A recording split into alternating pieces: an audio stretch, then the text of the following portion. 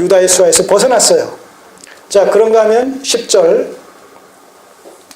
이와 같이 에돔이 배반하여 유다의 수하에서 벗어났더니 오늘날까지 그러하였으며 그때에 림나라는 도시국가인데 림나도 배반하여 여호람의 수하에서 벗어났다. 그런데 이 에돔이나 림나가 벗어나게 되어진 그런 그 동인이 뭐냐라고 했을 때 벗어났으니 이는 저가 그 열조의 하나님 여호와를 버렸습니다다. 여호람이 우상을 숭배하고 하나님을 버리고 악정을 시행하는 이런 과정 속에서 하나님의 징계와 진노의 일환으로 이들이 독립전쟁을 벌이면서 이탈했다. 자, 그런가 하면 16절에서 두 번째 어떤 하나님의 심판이 주어졌느냐라고 했을 때 경고에 따른 심판이 주어졌느냐라고 했을 때 16절 여호와께서 블레셋 사람과 구스에서 가까운 아라비아 사람의 마음을 격동시키사 여호람을 치게 하셨다는 거예요. 회개하지 않고 계속 이런 악정을 베푸기 때문에 엘리야를 통해서 경고하신 말씀대로 주변 나라를 심판의 도구로 사용하셔서 범죄한 회개하지 않는 여호람의 남유다를 공격하게 하셨다는 것이죠. 우리가 이미 아는 대로 구약시대적 배경 속에서 전쟁은 때때로 하나님의 백성 이스라엘의 범죄를 징계하시고 심판하시는 하나의 채찍으로 이렇게 도구로 사용되어지는 것을 보지 않습니까? 그 일환입니다. 그래서 여기서 경고하신 대로 그가 회개하지 않을 때에 여호와께서 블레셋 사람과 아라비아 사람의 마음을 격동시켜서 여호람을 치게 했다는 것이죠. 그래서 어떤 결과가 빚어졌느냐? 17절 그 무리가 올라와서 유다를 침노하여 왕궁의 모든 재물과 그 아들들과 아내들을 탈취하였으므로 말제 아들 여호아하스 이 여호아하스는 또 아하시아라고도 얘기합니다. 말제 아들 여호아하스 외에는 한 아들도 남기지 아니하였더라. 이렇게 여호람의 모든 또 이 가족들을 자녀들을 다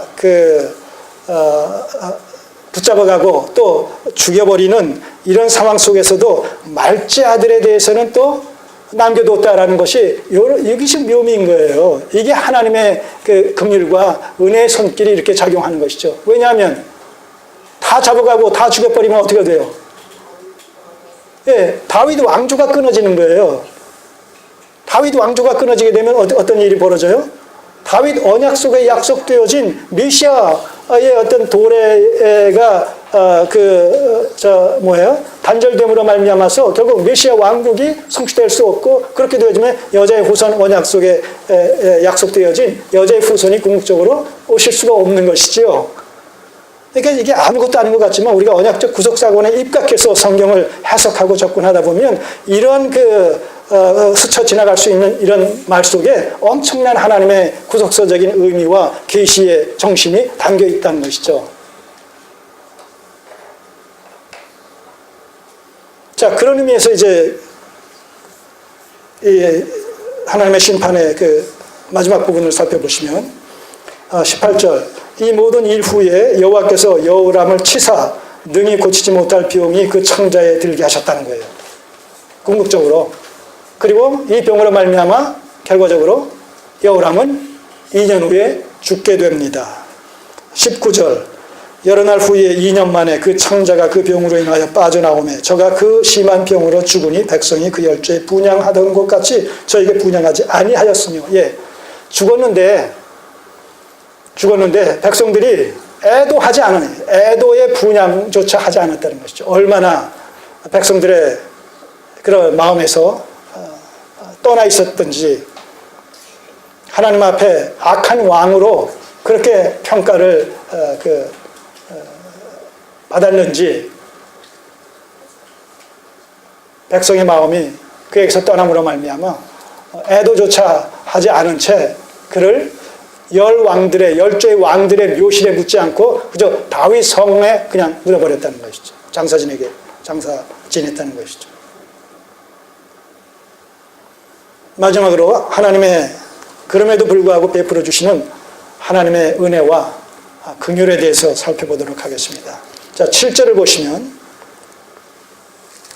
아까 6절에서 여호람의 그 악한 악정과 복종에 대해서 살펴보는 가운데 6절에서 이스라엘 왕들의 길로 행하고 아합의 집과 같이 하였으니 이는 아합의 딸이 그 아내가 되었다라고 말씀드렸는데, 그래서 여호와 보시기에 악을 행하였다 이랬는데 7절에 그런 가운데서도 은혜를 베푸시는데 7절 보시면 여호와께서 다윗의 집을 멸하기를 즐기하지 아니하셨음은, 여호람이 이렇게 하나님 앞에 적극적으로 배역을 하고 악한 이런 그 행실을 일삼았음에도 불구하고 음란하듯 하나님을 우상을 섬김으로 말미암아 하나님을 배역했음에도 불구하고 마땅히 징계가 임하고 그 징계라는 것은 개인적인 것이 아니라 남유다 자체를 다른 나라가 침공해가지고 멸망시킨다든가 포로로 잡아간다든가 나중에 586년에 바빌론에 의해서 멸망당하듯이 그러한 일들이 주어져도 당연한 이런 그 상황 속에서 여호와께서 다윗의 집을 멸하기를 즐기하지 아니하셨는데, 그 이유가 뭐냐? 이전에 다윗으로 더불어 언약을 세우시고, 이게 무슨 언약이에요? 이 다윗의 왕국 언약이죠. 사무엘하 7장 11절에서 16절까지의 내용이죠. 다윗 언약. 다윗의 후손으로 하여금 다윗 왕국을 세우게 해주시겠다라는 그런 다윗 언약. 그 다윗 언약은 그 현실 속에서 어떻게 성취됐다고 말씀드렸어요? 그 다윗 언약은 현실 속에서 어떻게 구체화되어졌다? 다윗의 실체로 오신 예수 그리스도로 말미암는 메시아 왕국, 곧 교회 공동체를 통해서 다윗 언약은 이미 이루어졌다는 것이 신약시대에. 그리고 예수 그리스도의 재림으로 말미암아 도래하게 될 종말론적인 하나님의 나라를 통해서 최종 완성될 것이다. 이렇게 말씀드렸어요. 자, 이 다윗 언약의 근거에서 다윗 언약을 세우시고, 그 다윗 언약의 근거에서 그 다윗 자손에게 항상 등불을 주시겠다고 약속하셨다는 거예요. 그렇죠? 자, 여러분들의 그 놀라운 망각력을 다시 일깨워 드리기 위해서 열왕기상 11장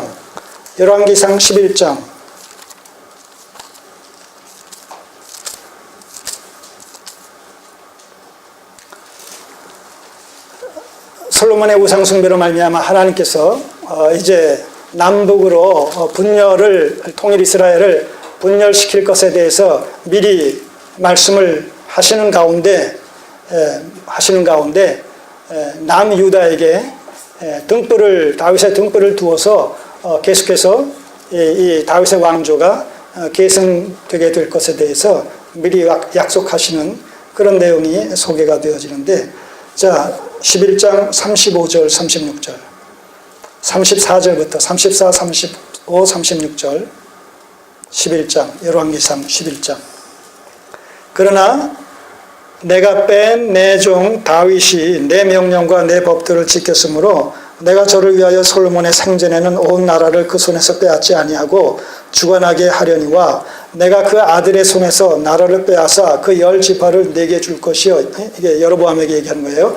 그 다음에 그 아들에게는 내가 한 지파를 주어서 내가 내 이름으로 두고자 하여 택한 성 예루살렘에서 내 종 다윗에게 한 등불이 항상 내 앞에 있게 하리라. 자, 이때 그 다윗의 등불은 뭘 가리킨다고 말씀드렸어요?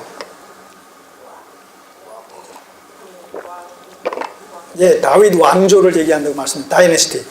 다윗 왕조를 의미한다고 말씀드렸어요. 남북으로 분열되어질 때 북이스라엘은 여로보암에게 10지파를 주지만 이 남쪽 남유다 베냐민 지파까지를 포함해서 이 남유다를 계속 보존시켜 주시고 다윗의 등불이 남유다를 통해서 계승되게 해주시겠다. 다윗의 왕조가 남유다를 통해서 계속 계승되어짐으로 말미암아 다윗 언약이 북이스라엘이 아니라 남유다를 통해서 남유다의 왕들을 통해서 다윗의 그런 후손들을 통해서 왕의 계보를 통해서 이어질 것에 대해서 약속하셨다는 것이죠. 바로 여기서 그 얘기하는 거예요. 다시 역대하로 오세요. 그 얘기를 하는 거예요. 열왕기상 11장 36절에서 약속하고 있는 다윗의 등불에 대한 보존, 그것을 지금 떠오르게 하면서 이렇게 표현하고 있는 거예요. 다윗으로 더불어 언약을 세우시고 또 다윗과 그 자손에게는 항상 등불을 주겠다고 화하셨음이더라. 약속하셨음이더라. 그 약속에 근거해서 뭐예요?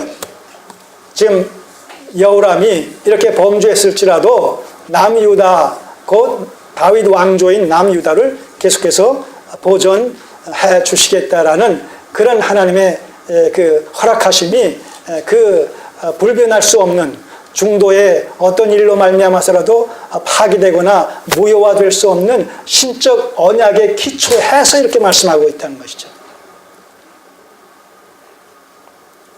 그래서 언약 백성들이 하나님의 말씀에 불순종할 때에는 하나님께서 징계, 내정 심판을 하시는데 그때 징계와 심판은 멸망을 위한, 멸망을 향한, 멸망으로 이끄는 징계와 심판이 아니라 경성시켜서 회개시켜서 다시 구원에 이르게 하시고 회복시키기 위한 그러한 그 선의적인 의미에서의, 정화적인 의미에서의 그러한 심판이요, 그런 징계다라는 말씀을 드렸죠. 그렇기 때문에 언약 백성들에게 내려지는 심판은 표현상 뭐예요? 언약적 징계와 언약적 심판이다라는 표현을 쓴다고 말씀드렸습니다. 그것은 회복이 전제된 심판이요, 징계라는 것이죠. 그리고 언약 백성이라면 또 마땅히 자기의 잘못을 지적받았을 때 회개하고 또 돌이키게 돼 있다는 것이죠. 그래서 언약 등불을 주겠다고 허하셨음이더라.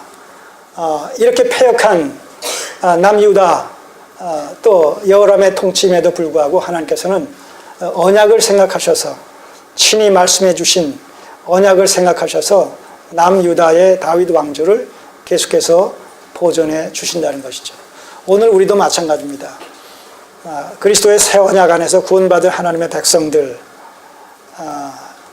하나님의 자녀들인 저희들의 이 삶이라는 것이 냉정히 돌아보게 되면 우리가 순종하는 삶을 우리가 얼마나 살아갑니까? 우리가 얼마나 순종하는 삶을 살아갑니까? 하나님 보시기에 만족할 만한 삶을 살아가십니까? 정말 우리들의 삶이 하나님을 영화롭게 하며 영원토록 그분으로 즐거워하는 삶을 얼마나 우리가 살아갑니까?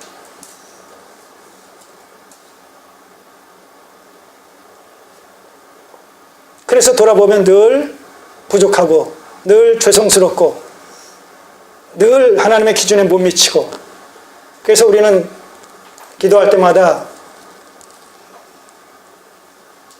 어떤 표현을 반복해서 씁니까?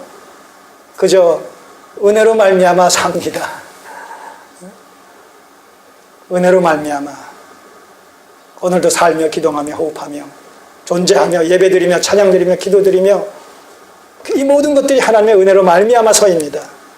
내게서부터 나와지는 것이 아니라 하나님께서 공급해 주시는 은혜로 말미암아서, 믿음으로 말미암아서, 힘과 능으로 말미암아서 이 모든 것이 가능합니다. 그래서 모든 감사와 찬양과 영광을 하나님께 돌려드리지 않습니까? 네. 오늘 우리도 마찬가지. 그 약속 안에서 취소될 수 없고 무효화될 수 없고 어떤 경우라도 파기될 수 없는 그 신적 언약의 불변성 속에서 우리의 모든 허물과 죄를 그리스도 안에서 용납하시고 용서하시고 죄 없다 해주시기 때문에 오늘 우리를 보존해 주시고 계속 우리가 또 이렇게 호흡하며 살며 기동할 수가 있는 것이란 말입니다. 그래서 우리의 우리됨을 자기 의와 자기 공으로 우리는 결코 돌려서는 안 되는 것이죠. 범사의 하나님을 인정하며